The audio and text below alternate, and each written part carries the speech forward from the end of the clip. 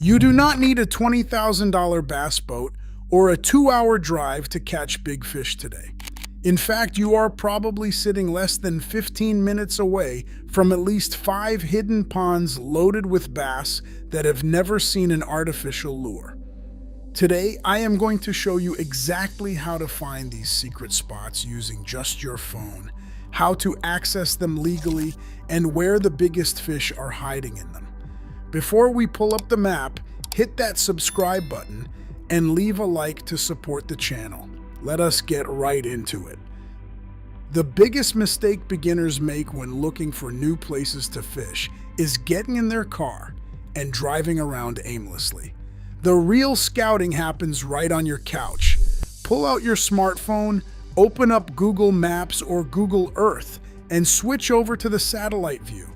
You want to start scanning your immediate area for dark green and blue blobs. Look specifically behind residential subdivisions, sprawling commercial office parks, and tucked away behind large grocery stores. You are looking for retention ponds. Now, a lot of people look at a tiny man-made retention pond on a map and think there is absolutely no way a fish lives in there. That is exactly what you want the general public to think, because it keeps the fishing pressure incredibly low. But here's the biological reality. These ponds are designed to catch and hold storm runoff from the surrounding streets. Every time it rains, water rushes into these basins, carrying insects, worms, and nutrients. It creates a perfect, nutrient-dense soup. If a pond has held water year-round for more than 2 or 3 years, there is life in it. How do the fish get there? Nature always finds a way. Birds like herons and ducks land in established lakes, get sticky fish eggs attached to their legs, and then fly over to land in these new retention ponds, washing the eggs off. Give it a few years, and suddenly you have a thriving, self-sustaining ecosystem of bluegill and bass right behind a strip mall. Use your phone, drop pins on every single blue dot you see within a 5-mile radius of your house, and make a hit list. Finding the pond on a map is step 1. Step 2 is figuring out if you can actually fish it without dealing with the headache. The golden rule of pond hopping is respect. If you pull up to a pond and it is completely fenced off or surrounded by aggressive no trespassing signs, scratch it off the list and move on. No fish is worth a fine or an argument. However, there is a lot of gray area. Many retention ponds behind apartment complexes, public city parks, and commercial buildings are essentially forgotten public access areas. If there are no fences and no signs explicitly forbidding fishing, it is generally considered tolerated access. I call this polite guerrilla fishing. You go in light, you keep a low profile, and you leave the place cleaner than you found it.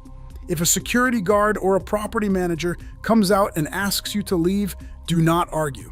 Smile, apologize, reel in your line, and head to the next pin on your map. 9 times out of 10, if you are quiet and respectful, people will just wave at you and keep walking. Once you have parked and you are walking up to the water, this is where 90% of beginners ruin their chances before they even make their first cast. A small pond is not a massive deep lake. A pond is basically a tiny acoustic pan. Everything you do on the bank is amplified underwater. Beginners constantly slam their car doors, stomp down the grassy bank with heavy boots, walk right up to the very edge of the water, and cast as hard as they can out into the absolute middle of the pond. When you do that, your heavy footsteps send vibrations straight down the bank and into the water. Even worse, by standing right on the edge, your tall human silhouette projects a massive, terrifying shadow right over the shallow water. Every single bass that was hunting near the bank just got spooked and swam for the deep middle. You need to adopt the ninja approach. Walk softly. Use trees or tall grass to break up your outline. And most importantly, stop walking when you are still 10 or 15 feet away from the water's edge. Make your first 3 or 4 casts parallel to the bank, right in the shallow water. near the grass line where you were just about to step. Big bass in small ponds love to pin bait fish right against the mud. The biggest fish of the day is often swimming 2 feet from the shore. Don't step on his roof before you knock on the door. Once you have fished the immediate edges, it is time to break down the rest of the pond. On a massive lake, you need expensive electronics to find drop-offs. On a neighborhood pond, your eyes are the only fish finder you need. Look for the golden triangle of pond fishing: pipes, shadows, and wind-blown corners. Start with the pipes. Because these are drainage ponds, look around the bank for large concrete culverts or corrugated metal drain pipes. Even if it has not rained in days, there is often a slight trickle of cooler, highly oxygenated water coming out of them. That tiny bit of current digs out a small hole right in front of the pipe. Predatory bass will sit right on the edge of that drop-off, waiting in ambush for whatever gets washed out. It is the absolute highest percentage spot in any pond. Next, look for shade. Small ponds heat up incredibly fast. Fish do not have eyelids, and they get very uncomfortable in bright, hot water. If you see a single overhanging willow tree, a floating dock, or even the shadow cast by a tall building next door, cast your bait into that dark water. Shade provides cooler temperatures and a tactical ambush point. Finally, look at the corners. Notice which way the wind is blowing.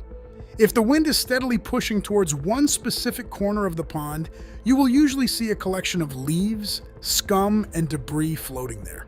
While it might look dirty to you, it is a buffet line for the fish. The wind pushes the microscopic food there, the small bait fish follow it, and the big bass sit right underneath that floating trash mat waiting to eat. The last piece of the puzzle is understanding how weather affects small bodies of water. I call this the microwave factor. Because ponds are generally very shallow, they react to air temperature dramatically faster than a big lake. They heat up like a microwave, and they cool down just as fast. In the middle of a brutal summer day, that shallow water gets hot and depleted of oxygen. The fish will become sluggish and retreat to the deepest hole they can find in the center of the pond or bury themselves in the weeds. That is when you need to switch to a slow, heavy bait like a Texas-rigged plastic worm and slowly drag the bottom. But if you show up in the early morning or during a cool evening after a hot day, those fish will move out of the deep water and aggressively cruise the shallow flats looking for an easy meal. That is your cue to tie on a topwater frog or a weightless soft plastic and get ready for action. Pond fishing strips away all the complications of modern fishing. It forces you to rely on your instincts, teaching you stealth, patience, and observation. You just need a rod, a handful of simple baits, and the willingness to explore that little patch of water hiding right behind the local grocery store. It is accessible, and pound for pound, it is some of the most fun you will ever have on the water. Now, I want to hear from you. What is the weirdest or most hidden place you have ever caught a fish? Drop your story down in the comments. The best fishing tales always come from these overlooked ponds. Thanks for watching. Stay stealthy out there, and tight lines.